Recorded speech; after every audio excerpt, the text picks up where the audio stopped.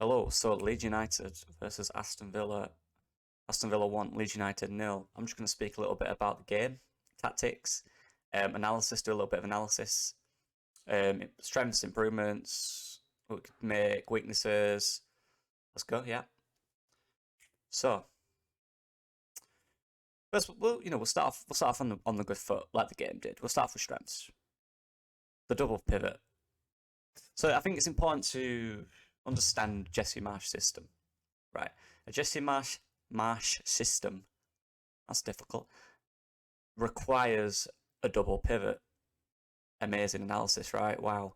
But what I mean by that is now we have them players, you are seeing they are clearly players he wants, and that is obvious by the way we play the double pivot. It's not just a double pivot with Forshaw and Click.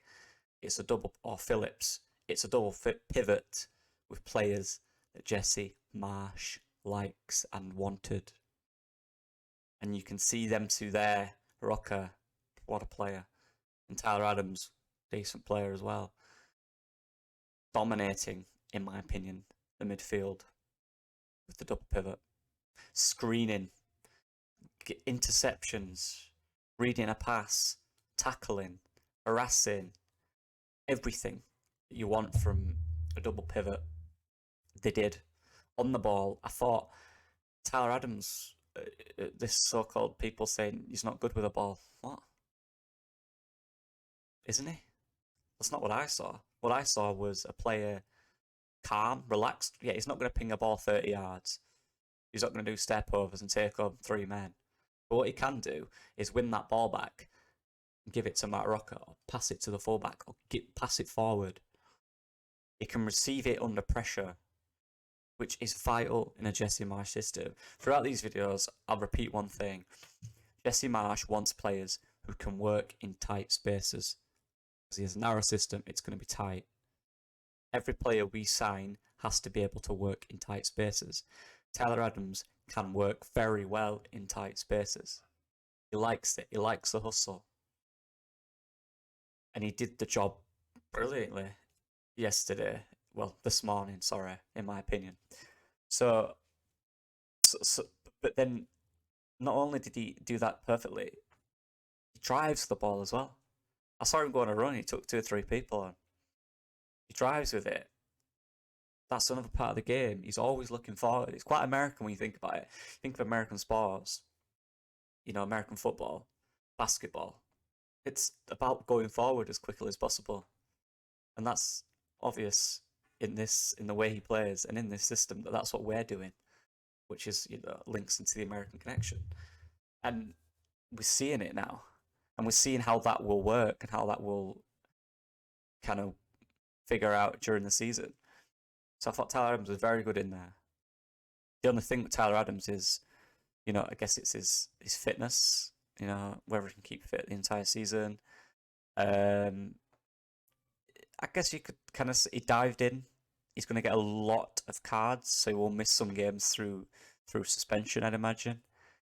Which takes, but wait, I'll talk about the other one in a minute. Which takes me on to the next man, Mark Rucker. Right. He's slowly becoming my favourite player of this team, and he's been here a few weeks. I love him. He's brilliant. I'm overhyped. Yeah, whatever. I'm enjoying the new toys we've got.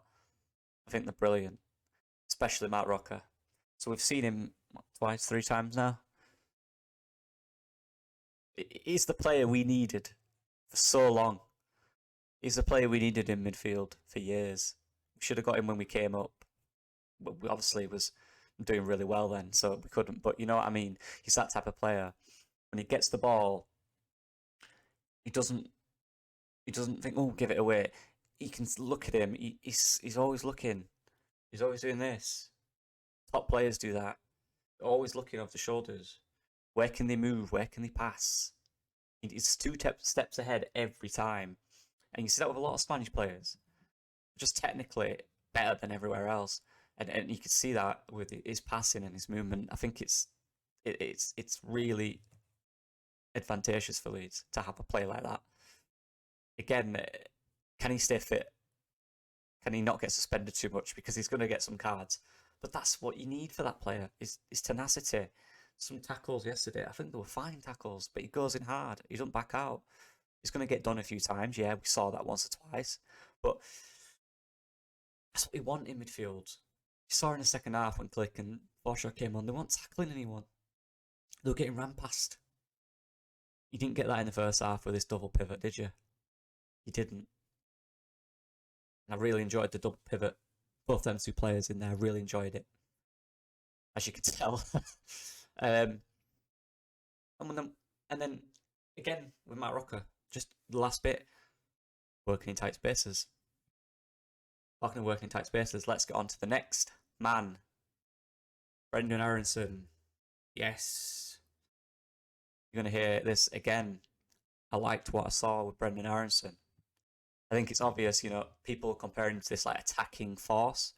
I think he is to an extent. I don't think he's going to score 20 goals or get 20 assists. I don't think he's that type of player. He'll give you 10, you know what I mean? But the work he does in midfield, his running, his relentless running, his connection with Tyler Adams in midfield, I really enjoyed it. Obviously, they played together, the national team. And you could see the connection straight away. They knew each other's games, they knew what they were doing. I love his pressing with Dan James as well. It's relentless. You can take a man on. Keeps it easy, doesn't he? He takes a man on, he'll pass it, he'll keep it easy, he'll move. So yeah, so far Brendon Erinson is slowly improving and starting to really gauge your interest on him. I have to just caveat all this to saying this is just pre-season, it's just friendly. But what I'm saying is I see potential in these players. I'm looking at what I could potentially see from this team, and I like what I could potentially see. It's not perfect yet. It never will be. But it could be good. It could be good for Leeds. Rasmus, again, solid. You can see he really knows the system. His system players that Jesse are getting in. They're his players, and you can see why he wanted them. It's not Alien. It's Rasmus, and he's a Jesse player, and he looks like a Jesse player. Yeah, I love him shouting at the refs and all that. I'm all down for that. Teams do it against us. We don't do it enough. Get him on it. Let him do it. Let him go wild, honestly. Didn't get beat. Don't think he got beat once. You got to remember as well, we're playing Villa, who are a team with width. You could see that. I think it was their fullbacks and their wingers were very, very wide. Touchline-esque wide. And yeah, the switch came and we get exposed out wide. But what I would say, we didn't get beat down the right. The left we'll get onto, but down the right, Rasmus was solid. 1v1s, didn't get beat, jockeyed his men, tackled them. When they did get crosses in, I think we dealt with all of them really well. We dealt with them, we got them out. Cock and Llorente in there, whoever it was in there. Rocco won headers, got the crosses out every time. I think we were solid. So if you're going to let teams expose you out wide, it's one of two things, isn't it? They take your defender on, they run into the box, you're screwed. But if you can make them force a cross, knowing you can deal with that cross, it's good. Defensively, it makes you more solid, doesn't it? Whereas if you can't deal with a cross, you're in big trouble playing the system. But we dealt with a lot of it, a lot of crosses. Yeah, and I think I'll just quickly talk about the press, the Jesse Marsh press. Again, everything we're seeing good here is what Jesse Marsh wants to implement, and we're seeing how it can work. I don't need to speak about the press. You saw it. Dan James, Erinson, Bamford to an extent. The midfield, the press was relentless. And it's going to win us a lot of goals and a lot of points this season. I promise. The press is brilliant, and it's just going to get better. Now, we have to talk about the weaknesses, of course. I think the transition, when we lose the ball high up, is vastly worrying, if I'm being honest. I think a lot of goals we will concede is through that. Obviously, we saw yesterday, was it Watkins 1-on-1? Melia made an amazing save. But for me, the amount of space, it was 2v2, wasn't it? Or was 2v1. think he did all right. I think it was Laurent Yorcock. They did all right, but they got through. And a top striker, no offense, Wally Watkins, he's not a 20 goal a season striker in the Premier League at this point, is he? A top striker against a top team, he's finishing that every day of the week. That's a worry. Because against top teams, that will happen a lot. So we have to find a way in this system to nullify it. I don't know how. That's down to the manager, but I think we can, in transition, it's about getting the players to, as soon as we lose it, like we've seen Bielsa, sprinting back, getting into position, and just getting them defenders to slow the attack down, make a foul or whatever. Because every system has a weakness. It just does. Every system in the world has a weakness. Name a system that has a weakness. Pep Guardiola system has a weakness. Fergie's had a weakness. They all have weaknesses, as is width and losing the ball high up in transition. The width we can deal with good fullbacks that don't get beat easily, which force a cross, then deal with a cross, win the second ball, etc., etc. This one is a bit more difficult because you are pushing everyone forward because you're on a counter-attack. You lose it. It's just a matter of getting back before they do, but they're in the ascendancy already. So this is a weakness of the system. Obviously, there's ways you can nullify it, but I think we're just going to have to hope our defenders can defend those situations, stop that happening, be more consistent on the ball, stop losing the ball so easily. Yeah, they're the two weaknesses. Obviously, positionally, we need a left back. I think a lot of the play, all of the play, in fact, was down the right with Rasmus. The players Jesse Marsch brought in. That was all the play, came through them, all of it. There's nothing really down the left. No, fair play to Leaf. I think he did all right. I don't think he did anything bad. I think he'll be a decent player for someone. But in the Premier League for Leeds United, where we want to go, I don't think he's good enough at this point in his career. But he did, having said that, he did a decent job. He did all right. He didn't really get beat that much. There's no understanding with the players, is there? There's no confidence. There's always going down the right side. Yes, I think those are the three I got from the game. In terms of we didn't create too much, neither did they.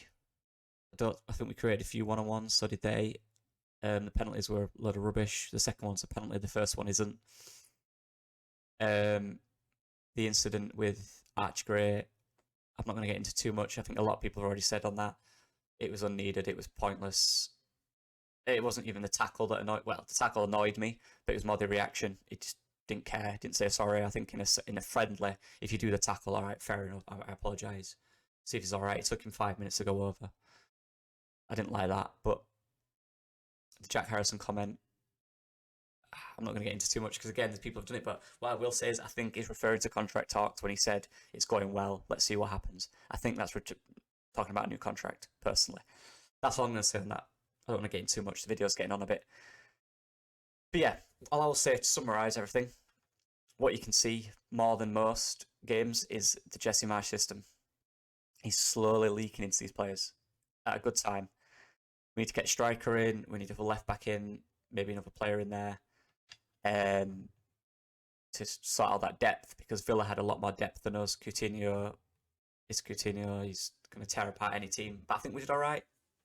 He got a few times, he ruled the play, but we did all right. But yeah, you can see the press, working in tight spaces, attacking on the break, using those players he's brought in to utilise the system, all work very well. The weaknesses are glaring, but they will be worked on in training. It's about nullifying those weaknesses. But apart from that, I'm happy with it. The second half was a bit meh, but that's because we made 7 changes, and a lot of those players, you'd argue, are not good enough. We're not going to do that in a game, are we? But injuries come into it, you're going to have to use those players. Don't have in depth. That's the problem. But yeah, all in all, I'm alright with it. It's a good pre-season game. Hopefully Archie's okay. I've heard he is okay. He's just a sprain, not a break, which is good. And on to Crystal Palace, yeah. I'll be doing a video on Sonny Perkins very soon when he signs. More of a player-oriented video about him, about the move, about will he fit the system, a bit of his personality, stuff like that. So hopefully a player profile. Hope you'll enjoy that.